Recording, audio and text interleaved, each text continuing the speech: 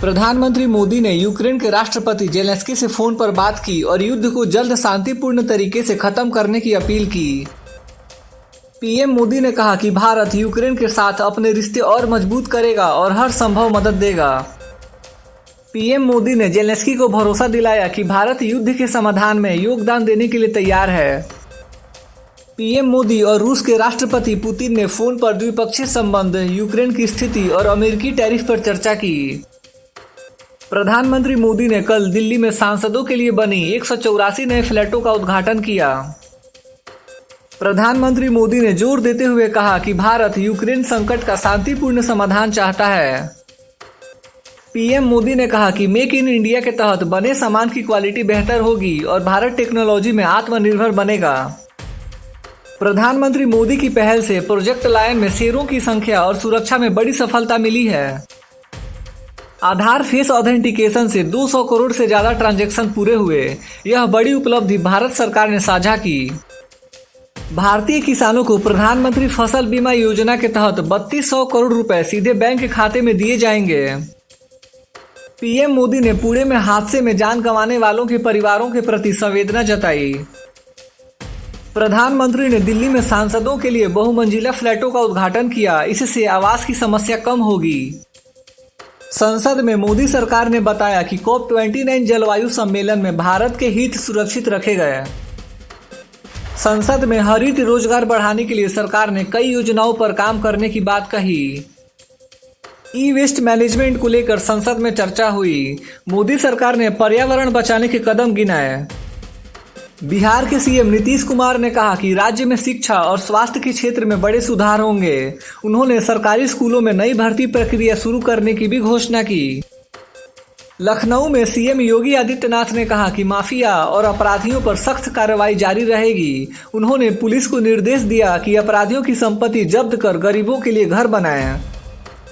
CM Nitish Kumar ने बाढ़ प्रभावित इलाकों का हवाई सर्वे किया और राहत सामग्री के वितरण का आदेश दिया। सरकार ने प्रभावित लोगों के लिए विशेष राहत पैकेज जारी किया है। सीएम योगी आदित्यनाथ ने किसान सम्मान निधि योजना की प्रगति की समीक्षा की और कहा कि एक भी पात्र किसान को योजना से वंचित नहीं रखा जाएगा। नीतीश कुमार ने नई औद्योगिक नीति लागू करते हुए कहा कि निवेश बढ़ेगा और युवाओं को रोजगार मिलेगा। राज्य में आईटी और मैन्युफैक्चरिंग सेक्टर को विशेष छूट दी जाएगी। सीएम योगी आदित्यनाथ ने पूरे प्रदेश में सड़क सुरक्षा सप्ताह की शुरुआत की। अभियान के तहत हेलमेट और सीट बेल्ट के नियमों को सख्ती से लागू किया जाएगा। नीतीश कुमार ने कहा कि महिलाओं को सरकारी नौकरियों में 35% आरक्षण मिलेगा। उन्होंने पंचायत स्तर पर महिलाओं की भागीदारी बढ़ाने के भी निर्देश दिए। सीएम योगी आदित्यनाथ ने राज्य में 5 नए मेडिकल कॉलेजों का उद्घाटन किया। उन्होंने कहा कि हर जिले में स्वास्थ्य सुविधाएं मजबूत की जाएंगी। नीतीश कुमार ने शराबबंदी कानून के पालन की समीक्षा करते हुए कहा कि कानून तोड़ने वालों पर कड़ी कार्रवाई होगी। उन्होंने पुलिस को छापेमारी तेज करने का आदेश दिया। सीएम योगी ने निवेशकों के लिए ऑनलाइन पोर्टल लॉन्च किया। इस पोर्टल से निवेश प्रक्रिया आसान होगी और समय की बचत होगी। नीतीश कुमार ने कहा कि ग्रामीण और शहरी इलाकों में 24 घंटे बिजली आपूर्ति सुनिश्चित की जाएगी। इसके लिए नए पावर प्लांट लगाए जाएंगे। सीएम योगी ने गंगा सफाई के काम की समीक्षा की और कहा कि प्रदूषण करने वाले उद्योगों पर जुर्माना लगेगा। उन्होंने 2026 तक गंगा को पूरी तरह स्वच्छ करने का लक्ष्य रखा। नीतीश कुमार ने कहा कि युवाओं को आधुनिक तकनीकी की ट्रेनिंग देने के लिए नए स्किल डेवलपमेंट सेंटर खोले जाएंगे। सीएम योगी ने कहा कि स्मार्ट सिटी प्रोजेक्ट तेजी से पूरा किया जाएगा। इसके तहत सड़कों, लाइटिंग और ट्रैफिक सिस्टम में सुधार होगा। नीतीश कुमार ने किसानों के लिए सस्ती दर पर बीज और खाद उपलब्ध कराने की योजना शुरू की। उन्होंने कहा कि खेती को आधुनिक बनाने के लिए मशीनरी पर भी सब्सिडी दी जाएगी। लोकसभा में national anti doping bill pass हुआ। इस नए कानून से भारत में खेलों में प्रतिबंधित पदार्थों की जांच और नियम सख्त होंगे, जिससे अंतर्राष्ट्रीय स्तर पर मान्यता हासिल होगी। यूपी सरकार ने 60 लाख तिरंगे घर घर पहुंचाने की शुरुआत की। हर घर तिरंगा अभियान के तहत महिलाएं सिलकर इस प्रयास से जुड़ रही हैं। कानपुर में हर घर तिरंगा सिंगिंग कंपटीशन शुरू, जिसमें लोग अपने घर तिरंगे और रोशनी से सजाएं, तस्वीरें भेजकर भाग लें और जीते इनाम। राष्ट्रभक्ति को बढ़ावा देने का अनोखा तरीका। संसद का मानसून सत्र कल लखनऊ में ठप हो गया। सपा सदस्यों के विरोध के कारण सदन स्थगित करना पड़ा। मंच पर तनाव बढ़ा और बवाल के चलते कार्यवाही टल गई। आईसीआईसीआई ने बैंक बैलेंस न्यूनतम 50,000 तय किया। जय कोटक ने कहा कि इससे 90% मध्यम वर्ग प्रभावित होंगे। आरबीआई को इस नीति पर नजर रखने की सलाह दी। मुनीर के न्यूक्लियर धमकी पर भारत ने स्पष्ट विरोध किया। दिल्ली ने घोषणा की कि इस तरह का बयान न्यूक्लियर थ्रेट जैसा है और इसे बर्दाश्त नहीं किया जाएगा।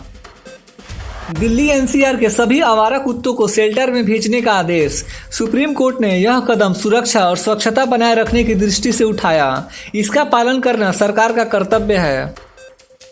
सीबीएसई ने 2026 से law and legal studies syllabus update करने का फैसला किया है। विधि शिक्षा को बेहतर बनाने के लिए नई सामग्रियां शामिल की जाएंगी। संभवतः केस स्टडीज और पर्यावरण कानून हो। भारतीय रेलवे ने घोषणा की है कि दिवाली सीजन के लिए 200 से ज्यादा स्पेशल ट्रेनें चलाई जाएंगी ताकि यात्रियों को भीड़ से राहत मिल सके। टिकट बुकिंग आईआरसीटीसी वेबसाइट और स्टेशनों पर शुरू हो गई है। डोनाल्ड ट्रंप ने चीन के साथ व्यापार कड़वाहट को आगे न बढ़ाने का फैसला किया और मौजूदा टैरिफ युद्ध की शांति अवधि को 90 दिनों के लिए बढ़ा दिया ताकि आगे की वार्ताओं का रास्ता खुल सके। डोनाल्ड ट्रंप ने वाशिंगटन डीसी में पुलिस की जिम्मेदारी संघीय सरकार को सौंप दी और शहर में 800 नेशनल गार्ड तैनात कर दिए, एक जन सुरक्षा आपातकाल के नाम पर, जिसकी स्थानीय सरकार ने कड़ी आलोचना की। ट्रंप ने घोषणा की कि अमेरिका में सोने के आयात पर कोई नया शुल्क नहीं लगाया जाएगा, जिससे बाजार में भ्रम और अस्थिरता को समाप्त करने की कोशिश की गई। ट्रंप ने पुष्टि की कि वे 15 अगस्त को अलास्का में रूस के राष्ट्रपति पुतिन से बैठक करेंगे, जहां यूक्रेन संकट पर शांति समझौते की संभावनाएं तलाश की जाएंगी। टेनिस स्टार मार्टिना नवरातिलोवा ने ट्रंप की आलोचना करते हुए कहा कि उन्होंने यौन उत्पीड़न के आरोपों वाले लोगों का बचाव किया और ट्रंप को गर्वित यौन अपराधी करार दिया। तेज बारिश के कारण यूपी में 2.16 लाख से अधिक लोग प्रभावित हुए। राहत कार्यों में 2622 नावें, 9.4 लाख भोजन पैकेट और 12,382 क्विंटल चारा वितरण हुआ। दिल्ली, एनसीआर, यूपी, बिहार, हिमाचल, मध्य प्रदेश समेत कई राज्यों में अगले 7 दिनों तक भारी बारिश की चेतावनी जारी की गई है। झारखंड के साहिबगंज में गंगा का जलस्तर 1.37 मीटर ऊपर होने से 1500 से अधिक परिवारों को विस्थापित होना पड़ा। स्कूल बंद, बिजली काटी गई और आपातकालीन राहत जारी है। भोपाल में बारिश अभी तक कम हुई है, लेकिन आने वाले 48 घंटों में आसपास के इलाकों में तेज बारिश हो सकती है। नागपुर और आसपास के जिलों में भारी बारिश बढ़ने की संभावना है। खासकर 13 से 14 अगस्त को भारी बारिश की चेतावनी दी गई है।